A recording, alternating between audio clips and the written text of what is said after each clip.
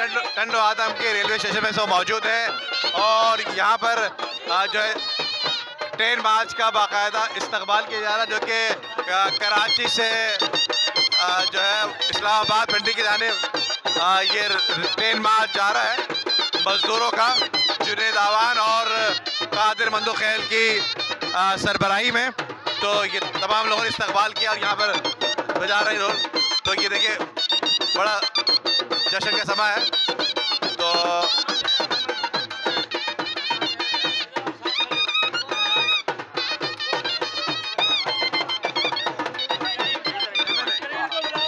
अच्छा, मैं आपको बताऊं कि यहाँ पर कादिर मंदोखैल से बात करेंगे। कादिर मंदोखैल साहब, क्या कहेंगे आज इस्तेमाल किया जा रहा है आपका? बहुत ज़बरदस्त माशाल्लाह। टंडो आदम कराची डिवीज़न का आखिरी स्टेशन। बहुत शुक्रिया सबका, सब दोस्तों का और रेलवे वर्कर्स यूनियन का, और आपके काम के लिए, आपके मसाइल के लिए रेलवे वर्कर्स यूनियन कराची से रवा है और इंशाल्लाह आखिरी स्टेशन हमारा रावलपिंडी होगा।